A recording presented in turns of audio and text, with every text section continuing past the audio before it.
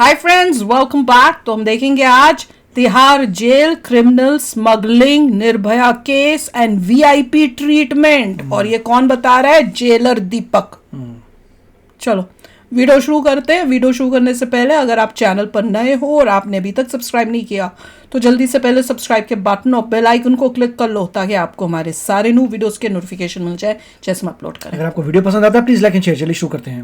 Jailer की मतलब कितनी सैलरी होती है? अराउंड 1 लाख के आसपास जो सैलरी रहती है। जो बेल्ट जॉब्स हैं, यूनिफॉर्म सर्विसेज हैं, यहाँ पर पनिशमेंट बहुत ज्यादा है, रिवार्ड्स बहुत कम है। आपको ब्राइब करने की कोशिश करी है लोगों ने? तो सुगेश नहीं की थी। आप निर्भया केस में इन्वॉल्व थे? जो निर्भया केस ये 2020 का है। सुबह तक ये बिल्कुल नॉर्मल ही थे, तो इनको था ही नहीं कि फांसी होगी। तो सुबह जब 4:30 बजे के आसपास मैंने विनय को कपड़े दिए, जब हमारे पास कंफर्म हो गया तब वो घबरा गया कि भाई कपड़े चेंज करा रहे हैं मतलब फांसी। तो उसके बाद तो फिर वो कुछ बोल ही नहीं रहे थे। ऐसे फांसी से पहले लोग वो मांगते हैं कि आपकी आखिरी इच्छा क्या है, विश क्या है, ये सब होता है कि नहीं? होता है कि भाई मैं एक बार फैमिली से बात करना चाहता हूँ। इस तरह की चीजें जो थोड़ी सी लेजिटिमेट दिखती हैं वो पूरी की जाती है। और जो ये जेल के अंदर टीवी लग जाती है, वीआईपी ट्रीटमेंट, ये होता है? वो कोई वीआईपी ट्रीटमेंट नहीं है, वो देते हैं जनरली। जेल में बहुत चीजें स्मगल होती है, नहीं होती? तिहाड़ में होती है?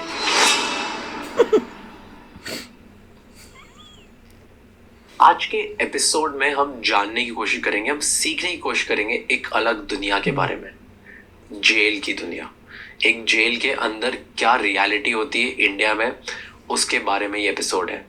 कैसे जेल के अंदर रहकर सारे क्रिमिनल्स अपना नेटवर्क ऑपरेट करते हैं और उसके बाद भी बाहर वो क्राइम कर पाते हैं। जेल के अंदर क्रिमिनल्स की रियलिटी क्या है, जेल के अंदर पुलिस वालों की रियलिटी क्या है, क्रिमिनल्स को वीआईपी ट्रीटमेंट कैसे मिलता है, कौन से ऐसे क्रिमिनल्स हैं जो अंदर रहकर भी बहुत ज़्यादा वीआईपी जैसे रहते हैं, उनके पास फोन्स भी होता है, कनेक्टिविटी भी होती है और महंगे कपड़े भी पहनते हैं और बहुत सारी ब्रांडेड चीज़ें आते जाते रहती है और उनसे लोग भी मिलते रहते हैं। ये सब कैसे होता है, ये सब हमने समझने की कोशिश करी। जेलर दीपक शर्मा सर, जो तिहाड़ जेल के जेलर है इंडिया में। आज का एपिसोड पूरा देखिए और मुझे बताइए कैसा लगा। But before you do that, Raj Shamani clips और राजशमानी शॉर्ट्स को जाके सब्सक्राइब करो, क्योंकि वहां पर हम इस बड़े एपिसोड को कट करके जेलर का एक बेहतर लीडर बनाने की कोशिश करते हैं छोटी छोटी क्लिप्स के द्वारा। Enjoy the show. इंटरेस्टिंग होगा, देखते हैं आंसर्स क्या मिलते हैं। मुझे मतलब ना हर जगह मैं देखता हूँ ऐसे पॉडकास्ट वगैरह, सब लोग बात करते हैं कि जेल के अंदर रियलिटी क्या है, राइट? पर अपन उस पे बात करने से पहले मेरे को जानना है कि जेल के अंदर पुलिस की रियलिटी क्या है। क्या पुलिस मैन या पुलिस वुमेन जो है उन लोगों को हम जैसे मूवीज में देखते हैं वैसे ही होता है जेल के अंदर, कि नहीं बहुत डिफरेंट एक रियलिटी है? होता है, मुझे तो यही लग रहा है। जीते कैसे और क्या होता है उधर अंदर? देखिए, जहाँ तक दिल्ली तिहाड़ जेल की बात है तो एशिया की बिगेस्ट जेल है। फैसिलिटी के मामले में नंबर 1 है, चाहे वो इनमेट्स हों चाहे वो स्टाफ हो। तो कुछ स्टेट्स हैं ऐसी जहाँ पर थोड़ा सा मैं कहूँगा कि हाँ पुलिसिंग उस तरीके की नहीं है।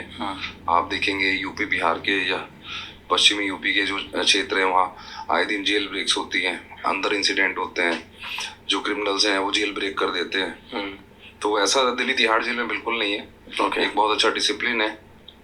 एक मैं कहूँगा कि एक सिपाही होता है जो कम से कम नहीं तो 100 से 80 कंट्रोल करता है।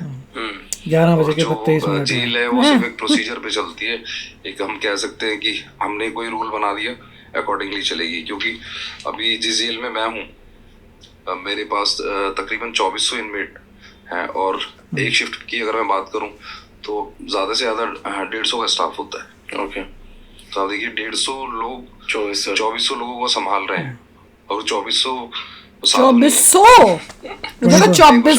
किया हुआ है 2400। तो 2400 बाहर की अगर हम कंपैरिजन करें तो सब पे भारी, बहुत ज्यादा। जिनको समाज नहीं रोकता उनको जेल रोकता है और उनको रोकने वाले हमारे जो बाकी 150 जी। ओके, इनके लिए सबसे डिफिकल्ट क्या होता है? क्या डर बड़ी बात होती है कि सामने वाले सुनते नहीं है, कि व्हाट डू यू फील? मतलब सबसे प्रॉब्लमेटिक क्या होता है? 150 लोग हैं 2500 लोगों पे, तो वो तो बड़ी बात हो गई। देखिए, जो जेल है ना, जेल के अंदर है भाई 2 तरह के लोग होते हैं। एक तो अंडर ट्रायल है, एक कन्विक्ट है। करेक्ट। जो कन्विक्ट है, कन्विक्ट तो बहुत डिसिप्लिन रहते हैं। अच्छा। क्योंकि उनकी जो आगे चल के उनको बेल होनी है करेक्ट। या उनकी जो कंप्लीशन ऑफ सेंटेंस है उसके अंदर उनको रिमिशन मिलती है, तो वो सारा ट्रैक रिकॉर्ड हमारे ही साइन के थ्रू रहता है। ओके, क्योंकि सजा कम होनी है कि नहीं होनी है ये सब आपके पास होता है, तो डिसिप्लिन। हाँ, वो जरा भी अगर पनिशमेंट करेंगे तो जो हमारा जो DPR है, प्रिजन रूल है, उसके अकॉर्डिंगली हम उसे पनिशमेंट देते हैं, तो उसकी रिमिशन कट हो जाती है। तो ये लोग तो अपना वैसे ठीक रहते हैं, और जो अंडर ट्रायल है इनका भी नॉमिनल रोल जाता है जेल की तरफ से। तो वो जब इनकी बेल पे सुनवाई होती है उसको कंसिडर किया जाता है। तो अगर हम सेटिस्फैक्ट्री लिखते हैं कि भाई जेल में ठीक रहा, बस सुधरने का मौका मिलना चाहिए। ओके, तो इन चीज़ों का फर्क आता है। कुछ केसेस हैं जहां हमें डेटरेंट पॉलिसी भी अपनानी पड़ती है, हो गया है मिनिमम फोर्स भी यूज करनी पड़ती है डिटर करने के लिए कि ऐसे काम ना करते करें। भी हैं। ये जो क्रिमिनल्स होते हैं, जो प्रिजनर होते हैं, जो या तो अंडर ट्रायल है या कन्विक्ट हैं, वो अंदर अपना नेटवर्क चलाते हैं पूरा बहुत सारा। तो वो कैसे ऑपरेट करते हैं जेल के अंदर? देखिए, अभी कुछ टाइम पहले तक तो तिहाड़ जेल में फोन के इंसिडेंट भी थे, लेकिन अब हम 5G जैमर्स लगा चुके हैं, तो पूरी तरह से जैमर तुम्हारे बंद हो जाते हैं। फ्री है अभी तिहाड़ जेल। तो अभी जनरली ये लोग क्या करते हैं, अपनी मुलाकातों पे जो इनसे विजिटर मिलने आते हैं, तो ये अपने दोस्तों को बुलाते हैं, कोई भी मैसेज देना होता है तो उनके अपने थ्रू दोस्तों देते को मुलाकातों के थ्रू। इनकी लीगल मीटिंग्स होती हैं, लीगल मीटिंग्स ये लोग करते हैं।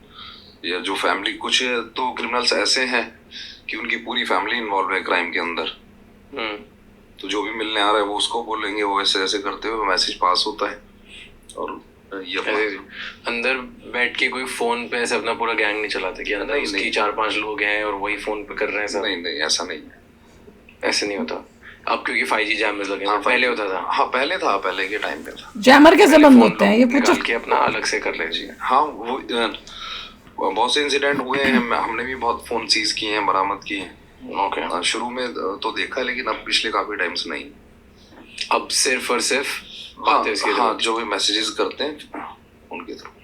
आपने बताया कि आप निर्भया केस में इन्वॉल्व थे, तो आप कैसे इन्वॉल्व थे इसमें? जो निर्भया केस ये 2020 का है, 20 मार्च 2020। तो उस टाइम पर मैं नेशनल गेम्स में गोल्ड मेडल लेकर, हमारे जो DG साहब थे संदीप गोयल जी, मैं उनको मिठाई खिलाने गया, आशीर्वाद लेने।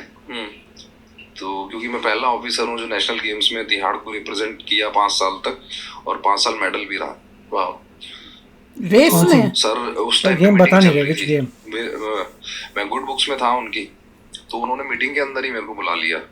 जैसे मैंने स्लिप दी कि मैं मिलना चाहता हूँ, तो मैं जाके मिठाई खिलानी शुरू की। हमारे DIG साहब बैठे थे, हमारे जो RMO डॉक्टर्स हैं वो सब बैठे थे। तो डिस्कशन चल रहा था, बड़े परेशान थे DG साहब, क्योंकि पूरा एक इंटरनेशनल मुद्दा बना हुआ था उनकी फांसी। तो मेरे को देख के कहते हैं कि दीपक एक काम कर, तू जाके ज्वाइन कर ले, और तेरा जो कदकाठी है ठीक है, कि ना तो ये किसी को चोट पहुंचाए ना कोई इनको चोट पहुंचाए, और ये काम निकलवा दे। मैंने कहा ठीक है सर, जैसा आपको ठीक लगे। तो अंदर से मुझे भी बड़ा अच्छा लगा। वो केस भी ऐसा था भाई, इमोशंस आपके भी जुड़े थे, मेरे भी जुड़े थे, सभी के जुड़े हुए थे। करेक्ट। तो मैंने कहा ठीक है सर, मैं करता हूँ। तो उन्होंने इमीडिएटली ऑर्डर किए मेरे, और 18 तारीख को मेरे को मंडोली से तिहाड़ बुलाया, और 3 दिन हम रेगुलर रहे उनके साथ। सुबह 5:30 बजे फांसी दी, 7:30 बजे के आसपास हमने उनको डेड बॉडीज को पोस्टमार्टम के लिए भेजा। ड्यूटी खत्म हुई, फिर बैक टू पवेलियन। तो फांसी से पहले कोई चेकलिस्ट होती है, कोई चीजें होती है जो चेक करनी होती है? फांसी से पहले एक तो शाम तक यही श्योर नहीं था, रात तक भी 4 साढ़े 4 बजे तक भी, कि इनको फांसी होगी। क्यों? 1 बजे 1:30 बजे के आसपास हाई कोर्ट इनके वकील साहब पहुंचे, हाई कोर्ट से फिर वो रिजेक्ट हुई, फिर सुप्रीम कोर्ट पहुंचे। 4 बजे के अराउंड में हमारे पास जो इनका फाइनल लेटर आया कि हाँ एग्जीक्यूशन करना है। तब तक तो इनको भी ये लग रहा था कि जैसे हर बार बचते आए हैं, बच जाएंगे। हाँ, लॉन्ग ट्रायल जैसे अपॉर्चुनिटी देना जिसको कहते हैं। किस बात पे बच रहे थे? वो जो उनके वकील साहब कुछ ना कुछ, कभी उसकी वाइफ की तरफ से पिटीशन लगा देते थे, कभी जो हथकंडे वो अपना सकते हैं उन्होंने वो सारे अपनाए, बट कुछ नहीं हुआ जी। तो मतलब अभी हम बात करें चेकलिस्ट कुछ भी नहीं होती उससे, नहीं, लेटर आ गया, लेटर होने के बाद कुछ होता है कि ये चेक करो ये चेक करो। हाँ, आपका उसका जो पूरा मेडिकल एग्जामिनेशन होगा, जो बॉडी वाइटल्स वगैरह सब चेक किया जाता वो सारे चेक किए है। डेथ जाएंगे। से पहले ये जरूरी है चेक करना। हाँ बिल्कुल, क्यों? क्योंकि वो पूरी एक रिपोर्ट बनती है, उसमें हमारे डीएम साहब भी होंगे, हमारे जो सीनियर मेडिकल ऑफिसर है वो भी होंगे, हमारे डीजी नहीं साहब पर भी चेक होंगे। क्यों करना तो है? पूरी एक He committee was alive and then he died. पूरी रिपोर्ट बनेगी, तो live तो वो देखिएगा। vet होगी, ऊपर जाएगी। एंड उसके डेथ के बाद क्या So protocol somebody poisoned him. Postmortem भेजना? What happened? डेथ के बाद उसने जब वैसे भी मरना ही है। हम उनको हैंग करते हैं, डॉक्टर साहब फिर देखेंगे अपने अकॉर्डिंगली, उनको डिक्लेयर करेंगे। जब वो डिक्लेयर करते हैं, बॉडीज को उतार के पूरा रैप करके प्रॉपर पोस्टमार्टम के लिए भेज देते हैं। फिर उसके बाद क्या वो बॉडीज घर वालों को दी जाती है? नहीं, पोस्टमार्टम हॉस्पिटल चले हाँ जाती है। बिल्कुल, वो डिपेंड करता है केसेस के ऊपर। ओके। एंड जैसे हम मूवीज में देखते हैं कि ऐसे फांसी से पहले लोग वो मांगते हैं कि आपकी आखिरी इच्छा क्या है, विश क्या है, ये सब होता है कि नहीं? हाँ बिल्कुल होता है। होता है। तो क्या पूछते हो आप? हाँ बिल्कुल बिल्कुल पूछते हैं। एंड वो फिर वो मानते हो नहीं मानते हो, क्या होता है? नहीं, अब जैसे इनके केस में तो सुबह तक ये बिल्कुल नॉर्मल ही थे, तो इनको था ही नहीं कि फांसी होगी। तो सुबह जब 4:30 बजे के आसपास मैंने विनय को कपड़े दिए, जब हमारे पास कंफर्म हो गया तो उसको कपड़े दिए कि भाई नहा के कपड़े चेंज कर ले। तब वो घबरा गया कि भाई कपड़े चेंज करा रहे हैं मतलब फांसी हुई। हाँ। तो उसके बाद तो फिर वो कुछ बोल ही नहीं रहे थे। उससे पहले तक ठीक थे, रात को 2-2:30 बजे तक मैगी खा रहे थे, सारी चीजें बेहतर थी। लेकिन जब उन्हें दिखा कि भाई अब तो, क्योंकि एक अलग सी एक सरसराहट एक दिख जाती है हवाओं में भी कि क्या चल रहा है। और इतनी कस्टडी हो गई थी तकरीबन 8 साल, तो समझ गए थे कि ये प्रशासन क्या एक्शन लेने वाला है, चेंज हो रहा है, सब आसपास उनको बर्ताव चेंज दिखने लग गया। तो वो तो फेंट हो गए थे, उनको कुछ बोले तक।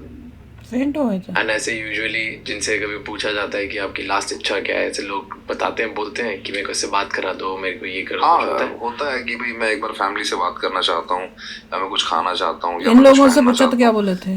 इस तरह की चीजें हैं जो थोड़ी सी लेजिटिमेट दिखती हैं, वो पूरी की जाती हैं। एंड ज्यादा क्या आपको लगता है क्रिमिनल के लिए ज्यादा डिफिकल्ट है, ज्यादा डरावना क्या है कि मुझे उम्र कैद होगी कि मुझे फांसी होगी? तो ये जो फांसी के जो केसेस हैं वो रेयरेस्ट टू रेयर है। और अगर हम 10 जजमेंट अगर हम देखेंगे फांसी के, तो 10 में शायद ही कोई 1 या 2 जजमेंट होता है जो एग्जीक्यूशन तक जाता है। नहीं तो किसी ना किसी स्टेज पे जाके उसकी मर्सी पिटीशन कई बार अलाउड हो जाती है, कई बार प्रेसिडेंट साहब मान लेते हैं। हाँ, कई बार सुप्रीम कोर्ट मान लेती है। अभी हाल ही का जो इंसिडेंट है सौम्या और जिगीशा, क्या इंसिडेंट है पूरा? वो एक पत्रकार को रात को सिर्फ लूट के चक्कर में मारा था। सौम्या विश्वनाथन और जिगीशा घोष, एक कॉल सेंटर की एक लड़की थी। तो इनके ये केस बहुत पुराना है, 8 से 10 साल हो चुके हैं। तो पता ही। तो इनको लोअर कोर्ट से पनिशमेंट थी हैंगिंग की। तो अभी सुप्रीम कोर्ट का जजमेंट आया, उन्होंने सुप्रीम कोर्ट ने इनकी फांसी को उम्र कैद में तब्दील किया, क्योंकि उन्होंने कोर्ट को ये लगा, कोर्ट ने माना कि भाई हाँ ये ऐसा करना नहीं चाह रहे थे या ये हैबिचुअल क्रिमिनल नहीं है, तो इन्होंने कर दिया। तो कुछ केसेस ही ऐसे हैं 10 में कोई एक की वो फांसी हो पाती है। एक सुकेश के बारे में जो बात करी थी, सुकेश चंद्रा का केस क्या है? वो जेल में रहकर उन्होंने 200 करोड़ की मनी लॉन्ड्रिंग करी, ये कैसे होता है? ये आगे भी और इंटरेस्टिंग होता जा रहा है, पर अभी तक जो सुना वो तो हमें तक शॉकिंग था कि 10 अगर केसेस है फांसी के, तो उसमें से 1 या 2 कोई फांसी होती है। देखिए यूएस में भी स्टेट पे डिपेंड करता है। कुछ स्टेट्स हैं जैसे टेक्सास वगैरह, वहाँ तो सीधा बहुत एग्रेसिव हैं हैंग करने के लिए, मगर और कुछ स्टेट्स हैं जहाँ पे इतना वो नहीं मानते अच्छा कि आप जो है मारिए मत, किसी इंसान को रखिए जेल में रखिए या कड़ी सज़ा दीजिए। तो हर एक स्टेट का अपना है। जैसे इंडिया में भी लग रहा है जितना आप कम एग्जीक्यूट करते हैं वो उतना मुझे लगता है ज़्यादा एडवांस्ड है। मुझे तो नहीं लगता डिपेंडिंग अपॉन किस लिए क्यों तुमने किसी की हत्या की है और तुम जिंदा रह लो, यू आर नॉट गॉड। और किस तरह से तुमने हत्या की है, जैसे निर्भया केस था, उस बंदे को सोसाइटी से बाहर कर दो, जेल वही काम करता है। उस बंदे को सोसाइटी से उठा के जिंदगी भर जीता और जिंदगी भर के लिए उसको कड़ी सजा मिलनी चाहिए कि वो हर दिन जो है कड़ी सज़ा करे, दैट आई थिंक इज़ मैं नहीं ओके, agree करती। क्योंकि मेरा सोचना है कि आई एम नॉट गॉड, मैं तो नहीं मैं किसी को नहीं बोल सकता कि किसी तुम्हें की तुमने का- जैसे केस क्या क्राइम करके क्या किया उसके हिसाब से होना God will चाहिए tell. या तुमने एक जैसे निर्भया के केस में था, उसमें तो भाई मैं तो उसको थी कि इमीडिएटली होनी चाहिए रादर ने इतनी वेट किए हुए। हाँ, किसी I ने किसी understand, के साथ जिसके बुरा relatives हैं, किया हो, उनको ऐसा किसी ने लगेगा। नहीं, किसी ने किसी के साथ बुरा किया, पहले उसके साथ बुरा हुआ, उसने बदले में फिर वापस किया, वो अलग बात है उस केस में। पर जिसमें तुम किसी के साथ दरिंदगी दिखा रहे हो, उनको तो जीने का हक नहीं, क्योंकि अगर वो जी उसको आपने छोड़ दिया तो और 10 उस तरह के लोग जो होंगे उनको दिखेगा कि भैया ये तो बच जाता है, एटलीस्ट हम जीते रहेंगे। जैसे इसमें बता रहे थे कि जब तक उनको लगा कि हम फांसी से बचे हुए हैं, वो नॉर्मल थे, मैगियां खा रहे हैं, ये कर रहे हैं, वो कर रहे हैं, पर जब पता चला कि अब मौत आ रही है तब उनकी जान निकली। तो उससे पता चला क्रिमिनल को मौत के अलावा और किसी चीज से डर कड़ी नहीं सजा लगता। वही है, आप ये कड़ी एनफोर्स सजा कर सकते नहीं हैं तो एनफोर्स करिए, नहीं, कड़ी मैं सजा नहीं मानती। दीजिए जिससे वो बंदे को मैगी ना मिले और उससे उसको क्या होता मेहनत है? करनी पड़े ज़्यादा। नहीं, दैट इज नॉट इनफ मेरे हिसाब से। चलो आप भी बताना आप किस में एग्री करते हो, कि इनकी बात से कि मेरी बात से। तो चलो चलते हैं, मिलेंगे नेक्स्ट वीडियो में बहुत ही जल्द। Till then take care and bye bye. तो अगर आप मेरे इस चैनल पे नए हो तो जल्दी से सब्सक्राइब के बटन को हिट करो और बेल आइकन को क्लिक करो, ताकि आपको मेरा जब नया वीडियो मैं लगाऊं आपको उसके बारे में जल्दी से पता चल जाए।